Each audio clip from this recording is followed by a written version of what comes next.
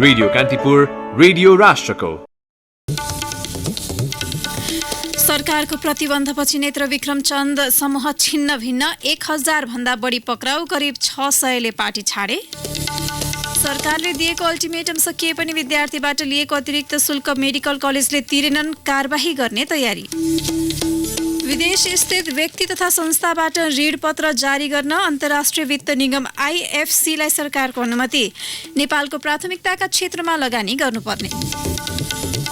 सरकार विरोधी प्रदर्शनको माग खेपिरहेको हङकङमा आज स्थानीय निर्वाचनको तयारी, 452 परिषद सदस्य। र इङ्ग्लिस प्रिमियर लिग फुटबलको पछिल्लो खेलमा लिभरपुल र म्यान्चेस्टर सिटी विजयी, आर्सेनल र साउथह्याम्पटनको बराबरी। नमस्कार, कान्तिपुर डायरीका साथमा साथी केसु र म दिवा। अब समाचार विस्तारमा। नेत्रविक्रम चन्द नेतृत्वको समूहका पोलिट ब्युरो सदस्य मोहन कार्की 2075 चैत 1 मा ललितपुरको बालकुमारी र स्थायी समिति सदस्य तथा मध्य कमान्ड इन्चार्ज हेमन्त प्रकाश ओली सहित 8 जना चैत 8 मा काभ्रेबाट समातिए। वैशाख 25 मा पोलिट ब्युरो सदस्य भरत बम विस्फोटक पदार्थ सहित नेपालगञ्जबाट पक्राउ परे। गत असोज 29 गते राति मध्यपश्चिम कमान्ड इन्चार्ज चन्द्रबहादुर चन्द, वीरगञ्ज र राप्ती ब्युरो इन्चार्ज सुभाष बाठा सहित 21 नेता दाङबाट समातिए। सरकारले 2075 फागुन 28 मा गतिविधिमा प्रतिबन्ध लगाउँदै धमाधम पक्राउ गर्न थालेपछि चन्द समूहका अधिकांश नेता कार्यकर्ता भूमिगत छन्। प्रहरीको तथ्याङ्क अनुसार प्रतिबन्धको 8 महिनामा केन्द्रदेखि जिल्ला स्तरीय पदाधिकारी थका 72 सहित 1150 नेता कार्यकर्ता समातिसकेका छन्। यसबीचमा दलित मुक्ति मोर्चाका केन्द्रीय अध्यक्ष डम्बर विक, युवा संगठन केन्द्रीय अध्यक्ष बबिल केसी, नेपाल महिला संघ क्रान्तिकारीकी महासचिव धीरेन्द्र उपाध्याय लगायतका केन्द्रीय सदस्य पक्राउ परेका छन्। सरकारले पक्राउ गर्न थालेपछि चन्द समूहका कतिपय नेता कार्यकर्ता अर्को राजनीतिक दलमा प्रवेश गरिसकेका छन्। 2076 जेठ 19 मा पोलिट ब्युरो सदस्य तथा पूर्व राज्य मन्त्री पदम राई सत्तारूढ नेकपामा प्रवेश गरेका छन्। प्रतिबन्धपछि 596 जनाले पार्टी छाडेको प्रहरीको तथ्याङ्क छ। सुरक्षा स्रोतका अनुसार महासचिव चन्द सहित 519 जनाको नाम प्रहरीले फरार सूचीमा राखेको छ। हिंसात्मक गतिविधिमा लागेको आरोपमा चन्द समूहका नेता कार्यकर्ता विरुद्ध देशभरका अदालतमा 1088 वटा मुद्दा दर्ता छन्। पक्राउ परेका मध्ये 61 जना सोधपुछपछि छुटेको प्रहरी प्रधान कार्यालयले जनाएको छ। 834 जनालाई अदालतले धरौटी र साधारण तारिखमा छाडेको छ। 137 जना पूर्वपक्षका लागि कारागारमा र 88 जना अनुसन्धानका क्रममा प्रहरी हिरासतमा रहेका छन्। सरकारले दिएको 15 दिने म्याद सकिए पनि मेडिकल कलेजहरूले विद्यार्थीबाट लिएको अतिरिक्त शुल्क फिर्ता गरेका छैनन्। शिक्षा मन्त्रालयले कार्तिक 24 गते सूचना जारी गरेर 15 दिनभित्र बढी शुल्क फिर्ता वा समायोजन गर्न निर्देशन दिएको थियो। मन्त्रालयले तेस्रो पटक दिएको समय सीमा आज सकिँदैछ।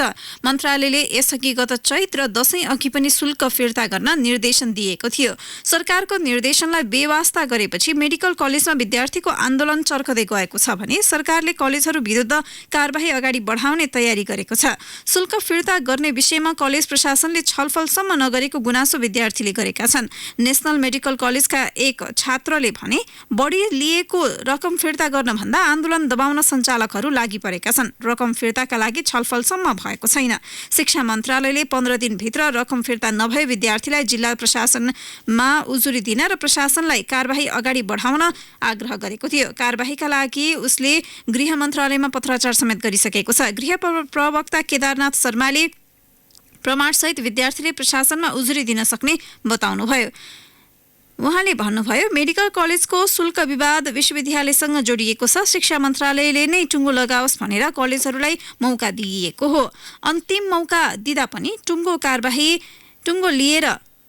टुङ्गो लाग्दैन। जिल्ला प्रशासन कार्यालयले उजुरी लिएर कारबाही प्रक्रिया अगाडि बढाउँछ। सम्पत्ति शुद्धिकरण विभागले विद्यार्थीलाई अवैध शुल्क लिने कलेजका सञ्चालक, कर्मचारी र तिनका नातेदारको सम्पत्तिमाथि समेत छानबिन सुरु गरेको छ।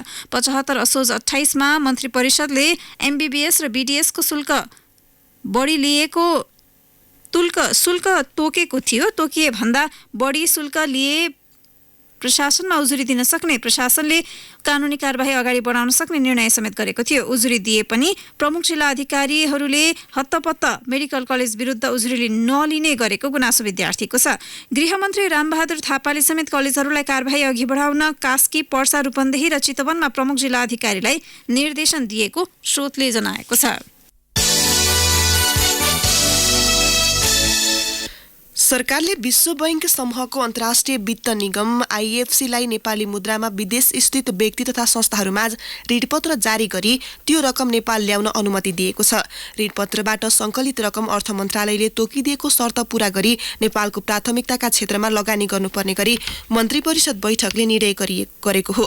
मन्त्री परिषदको निर्णयमा भनिएको छ, अर्थ मन्त्रालयले तोकेको शर्तमा 20 मिलियन अमेरिकी डलर बराबरको नेपाली रुपैयाँको डिनोमिनेट अफसार बन्ड जारी गर्न स्वीकृति दिएको छ। लगानीका भित्र आउन नेपालले पहिलो पटक गर्न लागेको यो अवधारणाको विस्तृत कार्यविधि बनाउने तयारी गरिरहेको अर्थ मन्त्रालयले जनाएको छ।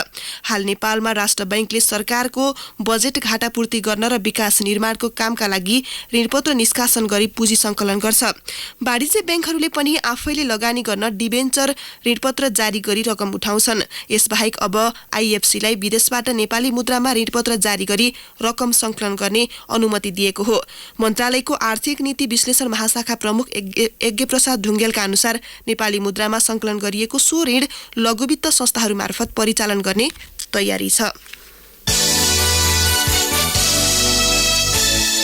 ई पासपोर्ट छपाईको अन्तर्राष्ट्रिय टेन्डर रद्द गरेर G2G सरकारी तह प्रक्रिया मार्फत फ्रान्सेली कम्पनीबाट राजधानी छपाउन र मेसिन खरिद गर्न भइरहेको प्रयासप्रति सुरक्षण मुद्रण विकास समितिका सदस्यहरूले प्रश्न उठाएका छन्। सञ्चार तथा सूचना प्रविधि मन्त्रालयमा बसेको समिति बैठकमा सदस्यहरूले टेन्डर प्रक्रिया गरेर बिना प्रतिस्पर्धा राजधानी छपाउन र सुरक्षण मुद्रण प्रेस ल्याउन कुनै खास मुलुकलाई जिम्मा दिन नहुने बताएका छन्। राजधानी छपाईका लागि फ्रान्सको IN ग्रुप र जर्मनीको भेरिडस आइडेन्टिटी सोल्युसन कम्पनीले सरकारलाई पठाएको प्रस्तावमाथिको छलफलमा उनीहरूले हतारमा पारदर्शी ढङ्गले निर्णय गर्दा अख्तियार धाउनु पर्ने अवस्था आउन सक्ने बताए। जर्मनी र फ्रान्सबाट आएको प्रस्ताव मन्त्रालयले छलफलका लागि समितिमा पठाएको थियो। परराष्ट्र मन्त्रालयले गत भदौ 10 गते 50 लाख राजधानी छपाईका लागि टेन्डर प्रधानमन्त्री केपी शर्मा ओलीको प्रस्तावमा कार्तिक 21 गते मन्त्री परिषदले रद्द गर्ने निर्णय गरेको थियो। प्रधानमन्त्री ओलीले मुलुकभित्रै सुरक्षा मुद्रण प्रेस स्थापना गर्न लागेकाले विदेशमा राजधानी छाप्ने प्रक्रिया रद्द गर्नुपर्ने बताउनु भएको थियो।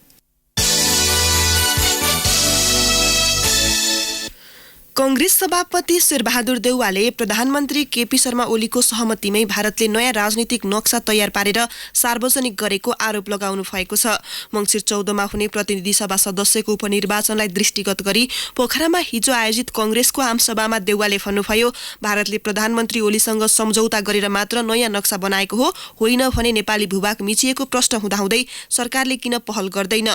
उच्च स्तरको कूटनीतिक पहल गरी समस्या समाधान गर्नुपर्ने देउवाको भनाइ छ। सत्य निरूपण तथा मेलमिलाप आयोग र बेपत्ता पारिएका व्यक्तिको छानबिन आयोगमा पदाधिकारी सिफारिस गर्न गठित समितिको बैठक आज बस्ने भएको छ। समितिले आफ्नो अघिल्लो आइतबार 61 उम्मेद्वारको नामावली सार्वजनिक गरेको थियो।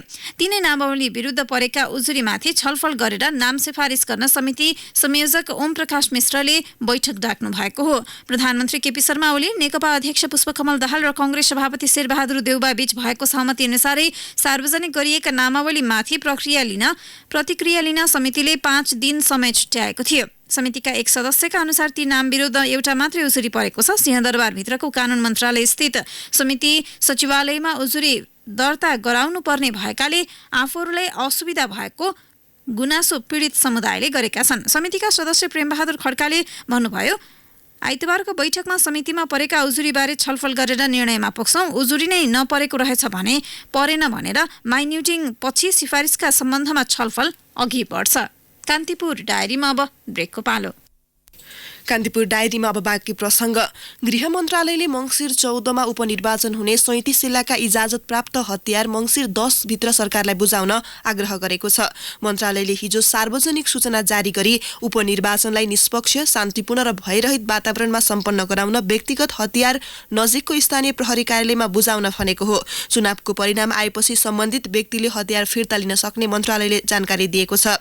प्रतिनिधि सभा 1, प्रदेश सभा 3 र स्थानीय तहका 48 गरी रिक्त 52 पदका लागि उपनिर्वाचन हुँदैछ। सेनाले उद्धार तथा राहत वितरणका लागि पर्याप्त हेलिकप्टर र विमान नभएको बताएको छ। सेनासित हाल 13 हेलिकप्टर छन्, तीमध्ये 8वटा सञ्चालन र 5वटा मर्मतमा छन्। 6वटा जहाजमध्ये 4वटा सञ्चालनमा छन् र अन्य 2वटालाई लिलामीको प्रक्रियामा राखिएको छ। प्राकृतिक विपत्तिका बेला उद्धार र अति विशिष्ट पदाधिकारीलाई सेनाले स्थल तथा हवाई सुरक्षा दिँदै आएको छ। कम हेलिकप्टर र विमानले बढी काम गर्नुपर्ने चुनौती रहेको सेनाले जनाएको छ। सैनिक प्रवक्ता विज्ञानदेव पाण्डेका अनुसार अति विशिष्ट व्यक्तिहरूका लागि प्रयोग भइरहेका 3 अमेरिकी बेल हेलिकप्टर मध्ये एउटा मात्र सञ्चालनमा छ, 2वटा मर्मतमा छन्। उहाँका अनुसार सुरक्षा चुनौती र दायित्वलाई ख्याल गरेर सेनाले उद्धार तथा विपद व्यवस्थापन गर्न काठमाडौँ, सुर्खेत र इटहरी गरी मुलुकका 3 स्थानमा एयरबेस निर्माण गरेको छ।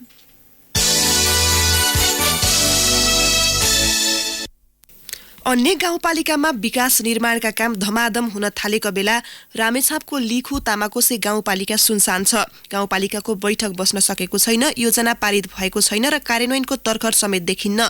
गाउँपालिकाको प्रथम चौमासिकमा गर्नुपर्ने सबै काम अल्पत्र परेका छन्। मङ्सिरको पहिलो साता बितिसक्दा पनि गाउँपालिका नियमित काममा फर्कने कुरा टुङ्गो छैन।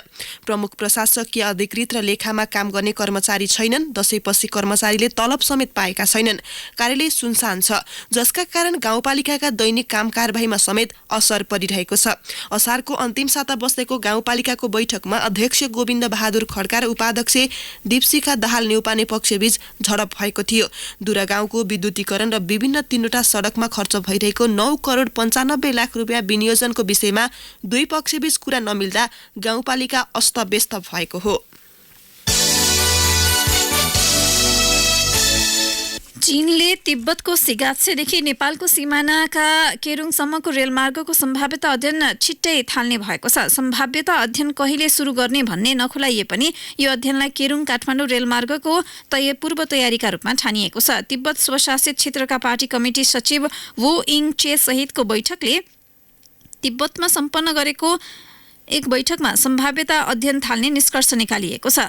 चीनिया राष्ट्रपति सी जिनपिङ र नेपाली नेता बीच भएको सहमति कार्यान्वयनका लागि 3 दिनसम्म चलेको बैठकमा चीनको परराष्ट्र मन्त्रालय, राष्ट्रिय विकास तथा सुधार आयोग, चीनिया राज्य रेलवे प्रशासन, चीनिया राष्ट्रिय रेलवे ग्रुप कम्पनी लिमिटेड र सम्बन्धित विभागहरू सहभागी थिए। बैठकमा चीनको राष्ट्रिय ग्रिड कर्पोरेसन, तिब्बतबाट साइनो नेपाल रेलमार्ग सञ्चालन सम्बन्धी स्थलगत अध्ययन गर्न गएको टोली लगायत पनि थिए। बैठकमा तिब्बतका पार्टी सचिव वुले सिगात्सेदेखि केरुङसम्मको सम्भाव्यता अध्ययन नेपाल र चीन रेलमार्ग निर्माणका लागि महत्त्वपूर्ण हुने बताउनु भएको थियो। सीके राउत नेतृत्वको जनमत पार्टीले राजधानी काठमाडौँमा हिजो शक्ति प्रदर्शन गरेको छ। जनमत पार्टीले जुलुस प्रदर्शन गरी रङ्गभेद विरुद्ध एकता सभा गरेको हो। प्रदर्शनका सहभागीले नो रेसिजम लगायतका नारा अङ्कित प्ले कार्ड र ब्यानर बोकेका थिए। सभालाई सम्बोधन गर्दै नेता राउतले मुलुकमा रहेको रङ्गभेद अन्त्य गर्न आन्दोलन जारी रहेको जरुरी रहेको बताउनुभयो। उहाँले भन्नुभयो, पाइला पाइलामा रङ्गभेद छ, रङ्गभेद तपाईँको मन, मस्तिष्क र मानसिकतामा छ, त्यसलाई मेटाउन आन्दोलन जरुरी छ।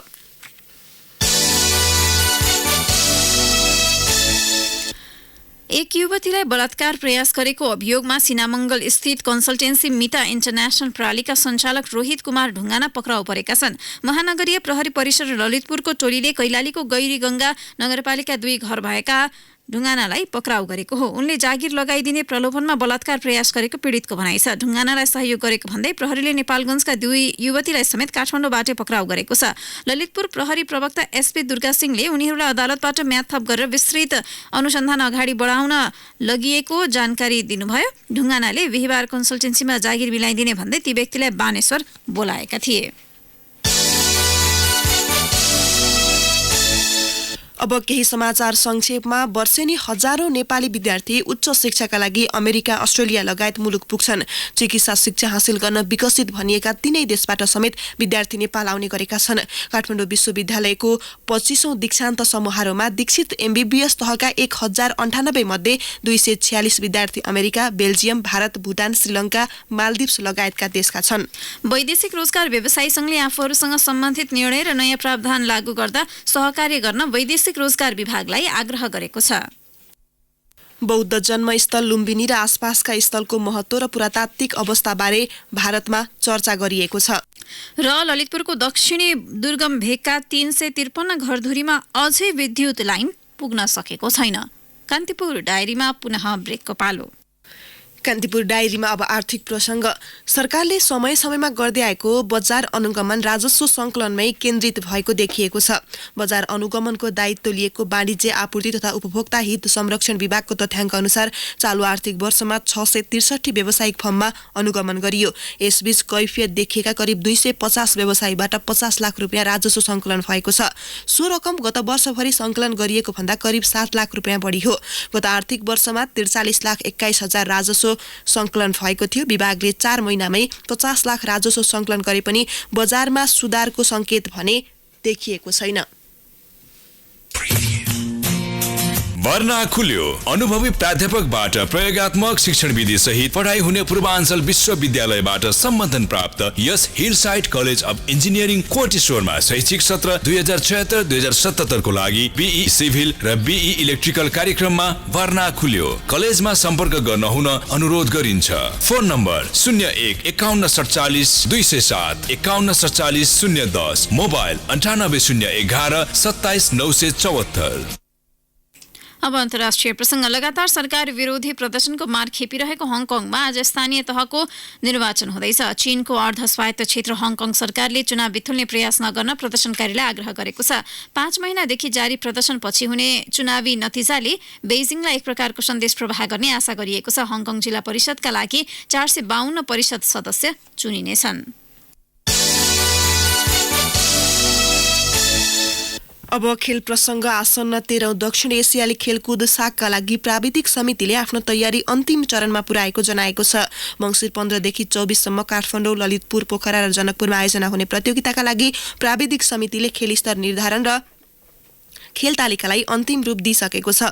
हिजो पत्रकार सम्मेलनमा प्राविधिक समितिका संयोजक गंगाबहादुर थापा मगरले पूर्वाधार तयार भएका खेलको तालिकासहित खेलस्थल टुङ्गो लगाइसकेको जानकारी दिए। पूर्वाधार तयार हुन बाँकी दशरथ रङ्गशाला, सातो बाटो स्थित पौडी पोखरी, कीर्तिपुर कबड हल र पोखरा रङ्गशालाबारे प्राविधिक कमिटीले अन्तिम निर्णय गर्न बाँकी छ। संयोजक थापा मगरले भने, हामीलाई प्रतियोगिता अघिसम्म सबै खेलस्थल तयार भइसक्ने भनिएको छ। तयार भएपछि प्राविधिकहरूको निरीक्षणपछि निर्णय लिन्छौं। इङ्ग्लिस प्रिमियर लिग फुटबलको पछिल्लो खेलमा लिभरपुल र म्यान्चेस्टर सिटीले जित निकालेका छन्। गैराती भएको खेलमा लिभरपुलले क्रिस्टल प्यालेसमाथि 2-1 गोल अन्तरले जित हात पारेको हो। क्रिस्टलको मैदानमा लिभरपुललाई जित दिलाउन सादियो माने र रोबर्टो फर्मिन्होले 1-1 गोल गरे। डिफेन्डिङ च्याम्पियन विजेता म्यान्चेस्टर सिटीले चेल्सीलाई 2-1 गोल अन्तरले पराजित गरेको छ। घरेलु मैदानमा सिटीले 1 गोल गरेपछि स्थिति उल्टाएर जित निकालेको हो। खेलको 21औं मिनेटमा एन्गोलो कन्टेले गोल गर्दै चेल्सीलाई अग्रता दिलाए पनि 29औं मिनेटमा केभिन डी ब्रुइन र 37औं मिनेटमा रियाद मेहरेजले गोल गर्दै सिटीलाई 2-1 को जित दिलाएका हुन्। गैराती भएका अन्य खेलमा आर्सेनलले साउथह्याम्पटनलाई 2-2 को बराबरी गरेको छ। टोटनह्याम हटस्परले वेस्ट ह्याम युनाइटेडलाई 2-3 को तथा वुल्भरह्याम्पटनले बर्नमाउथमाथि 2-1 गोल अन्तर तथा लेस्टर सिटीले ब्राइटन एन्ड होभ एल्बियनमाथि 2-0 को जित निकालेको छ। अब मौसम सम्बन्धी जानकारी। काठमाडौँ उपत्यका सहित मुलुकका मध्य पहाडी भूभागमा आंशिक बदली रहने जल तथा मौसम पूर्वानुमान महाशाखाले जनाएको छ। पहाडी भूभागमा भने हल्का वर्षाको सम्भावना रहेको विभागको अनुमान छ। केही बेर अघि 12 डिग्री सेल्सियस मापन गरिएको काठमाडौँ उपत्यकाको अधिकतम तापक्रम आज 23 डिग्री सेल्सियससम्म पुग्नेछ। सूर्योदय बिहान 6:32 भयो भने सूर्यास्त भरे साँझ 5:09 हुनेछ। अवस्था यसका साथै कान्तिपुर डायरीको यो बुलेटिन यही सकिन्छ। 8 बजे डेभलपमेन्ट एन्ड इकोनोमिक्स डायरीका साथमा उपस्थित हुने नै छौँ। तबसम्मका लागि साथी केसु र म दिवा बिदा माग्छौँ। नमस्कार। कान्तिपुर रेडियो राष्ट्रको सूचना र मनोरञ्जनको संवाहक रेडियो राष्ट्रको रेडियो कान्तिपुर।